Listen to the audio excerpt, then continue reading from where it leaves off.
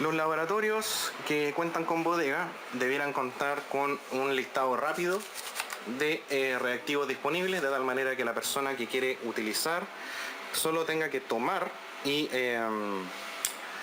ver dónde está ubicado, ¿cierto?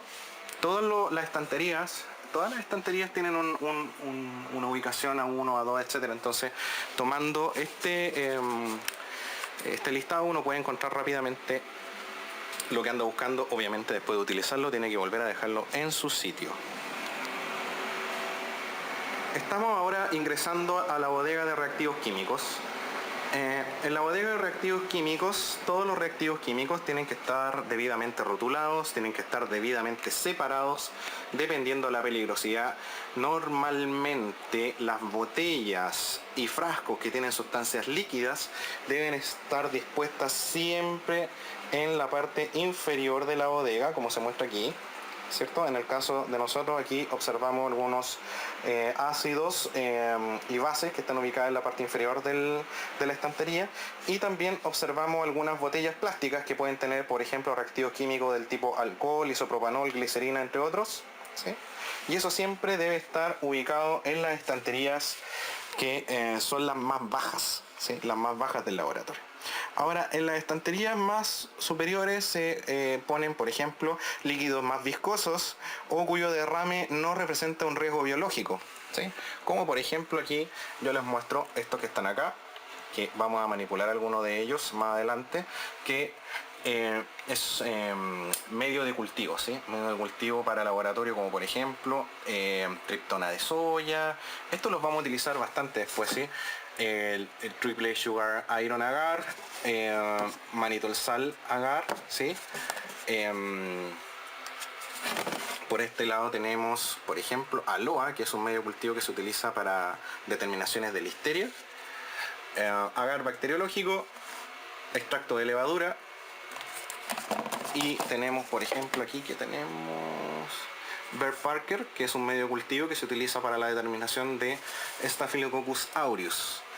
Más arriba en la estantería podemos observar otros medios de cultivo, como por ejemplo tripticasa de soya, triptona, peptona de soya, más triptona, y allí tenemos lauril sulfato, por ejemplo, que es un medio de cultivo que se utiliza para hacer determinaciones de coliformes.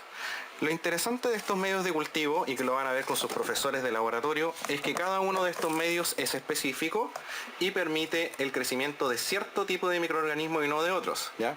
Hay medios de cultivo que son selectivos, medios de cultivo que son para enriquecer, ¿sí? Y en general, cuando son selectivos, contienen algún elemento químico que impide el crecimiento de otro microorganismo o cuentan con algún antibiótico, por ejemplo. Aquí tenemos otro ejemplo, el agar MRS, que es un medio de cultivo que se utiliza para el crecimiento de lactobacillus. Y acá atrás tenemos otro medio de cultivo que también se utiliza mucho, que es el agar urea, ¿sí? Todos estos medios de cultivo están dispuestos para hacer determinaciones de microbiología.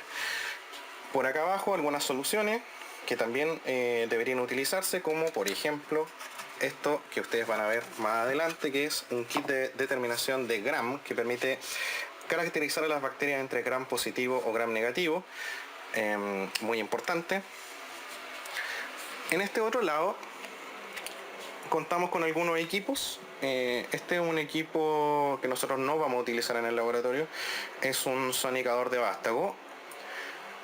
Un sonicador de vástago es un equipo que permite hacer, por ejemplo, disrupción celular utilizando esa sonda, esa punta que está ahí. Uno pone normalmente un tubito que tiene, por ejemplo, una célula que yo quiero romper. Se cierra este sistema para que no se emita ruido y se hace una disrupción celular por ultrasonido. Las bodegas de laboratorio tienen que contar con un espacio dedicado para guardar material fungible, como por ejemplo estas son puntas para micropipetas, o por ejemplo como se muestra acá, que nosotros tenemos algunos tubos estériles de 15 ml para hacer, por ejemplo, cultivo microbiológico, o deben tener estantería aérea, como se muestra acá, para guardar algunas otras cosas que sean fungibles, cuyo derrame no implique, por ejemplo, un daño para la persona que está manipulando. Por ejemplo, aquí hay unos tubos, ¿cierto? Unos pesasales y otras cosas más que tenemos acá, por ejemplo, algunas placas de Petri que nosotros vamos a ver en un ratito.